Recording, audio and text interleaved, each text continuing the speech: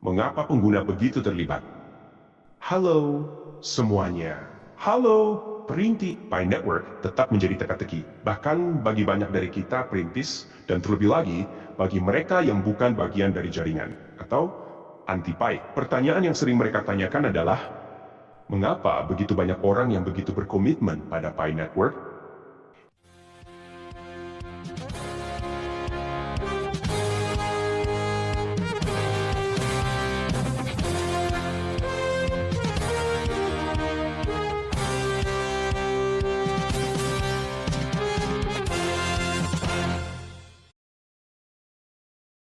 Ini adalah proyek cryptocurrency yang sudah ada selama 5 tahun. Dan masih belum terdaftar di bursa manapun. Namun, orang-orang terus berpartisipasi dan tetap setia dan bersemangat tentang hal itu. Apa yang mendorong semangat ini di antara para perintis? Di video hari ini, kami akan menawarkan pandangan yang tulus dan tidak memihak pada fenomena ini.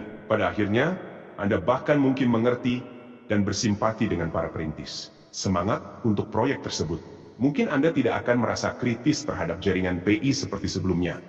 Menonton video ini, mari selami. Dan harap ingat untuk menyukai dan berlangganan saluran kami. Untuk mendukung kami dalam membuat konten yang lebih hebat tentang Pi Network.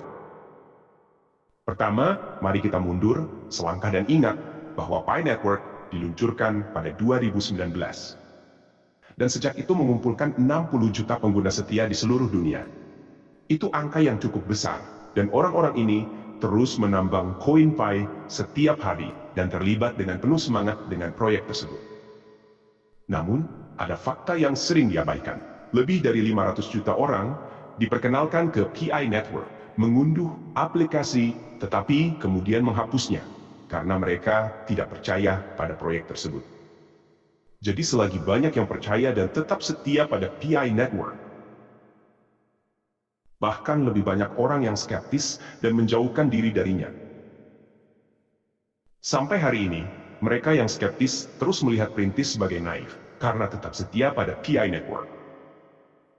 Banyak orang menganggap Pi Network sebagai penipuan jangka panjang, mengambil keuntungan dari kepercayaan mereka yang terlibat. Skeptisisme ini sering mengakibatkan para perintis diejek atau dicemooh oleh orang-orang di sekitar mereka ketika mereka mengungkapkan keterlibatan dan kepercayaan mereka pada jaringan Pi. Tapi, apa kenyataannya? Nebornya, apakah perintis benar-benar naif, bodoh, dan mudah tertipu? Kita perlu mempertimbangkan gambaran yang lebih besar. Dengan 60 juta pengguna, tidak dapat dihindari bahwa komunitas jaringan Pi beragam. Tidak semua orang sama. Kami dapat mengkategorikan komunitas jaringan Pi ke dalam 3 kelompok berbeda. Kelompok 1, orang percaya naif, 30%. Grup ini terdiri dari sekitar 30% dari basis pengguna jaringan PI. Mereka bergabung dengan jaringan hanya karena mereka percaya pada rekomendasi teman atau tertarik pada gagasan menambang cryptocurrency baru. Orang-orang ini sering tidak menyelidiki secara mendalam detail proyek. Mereka hanya menginstal aplikasi dan rajin menambang Pi setiap hari, berharap itu akan menghasilkan kekayaan atau setidaknya beberapa bentuk nilai. Para perintis ini mempercayai proyek ini, terutama karena kredensial pendirinya, Dr. Nicholas Kakalas dari Universitas Stanford. Mereka tidak kehilangan apapun. Jadi mereka terus percaya dan tetap setia pada Pi Network tanpa syarat. Pengguna ini diam-diam pikiran Pi tanpa menyebabkan gangguan atau mempengaruhi orang-orang di sekitar mereka. Nomor 1, Anda mungkin bahkan tidak tahu bahwa mereka adalah perintis dan tidak ada alasan untuk tidak menyukai mereka. Grup 2, peminat oportunistik, 50%. Grup ini membentuk sekitar 50% dari pengguna Pi Network. Mereka memiliki pengetahuan tentang cryptocurrency dan lihat potensi di jaringan Pi. Itulah sebabnya mereka bergabung. Grup ini adalah yang paling aktif dalam memperluas jaringan proyek. Sering berusaha keras untuk merekrut anggota baru, untuk meningkatkan tingkat penambangan mereka. Mereka cenderung membesar-besarkan potensi jaringan Pi.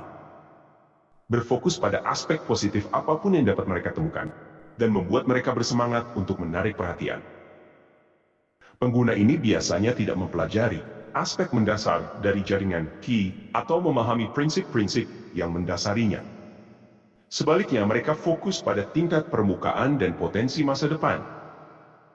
Mereka melihat jika Pi Network terdaftar di bursa, mereka akan menjadi orang pertama yang menjual koin MinePi mereka. Melihat proyek sebagai peluang jangka pendek untuk menghasilkan keuntungan. Mereka mungkin juga berpartisipasi dalam proyek serupa lainnya. Menginstal beberapa aplikasi untuk penambangan koin gratis di samping Pi Network.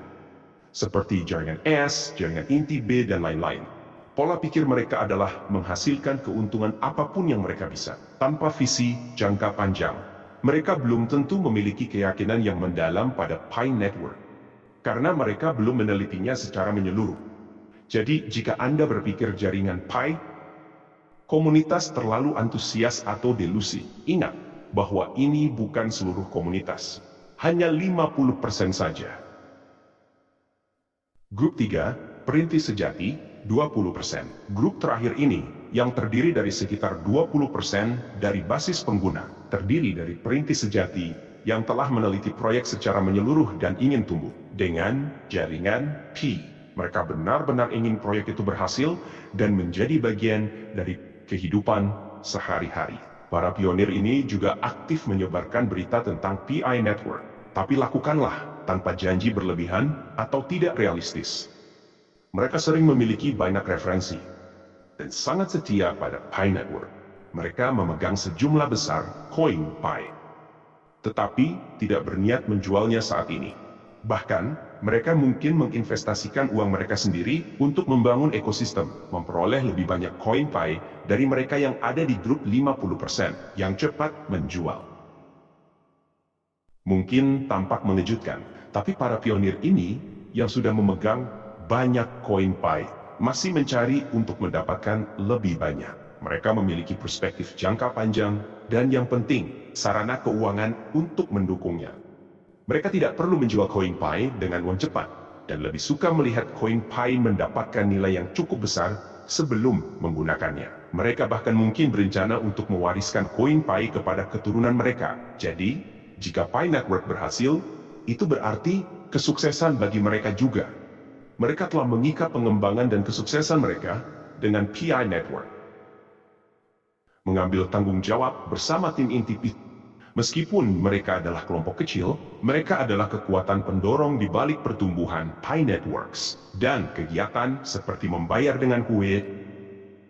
Jika Anda masih melihat Pi Network sebagai scam dan pionirnya naif, itu hakmu. Namun, perlu dicatat bahwa mereka yang terlibat dengan Pi Network sudah bisa menjual koin Pi mereka hingga $0.5 per koin Pi, yang memberi jaringan kapitalisasi pasar sebesar $50 miliar, menempatkannya di urutan ke-6 di pasar di belakang B dan B $85 miliar. Inilah realitas komunitas jaringan Pi, dan alasan dibalik apa yang mungkin tampak seperti mereka yang berlebihan, antusiasme. Tim inti Pi menghadapi tantangan membimbing komunitas ini menuju kesuksesan, menerapkan kebijakan seperti melarang penjualan koin Pi untuk uang tunai, dan melarang daftar pertukaran untuk melindungi proyek.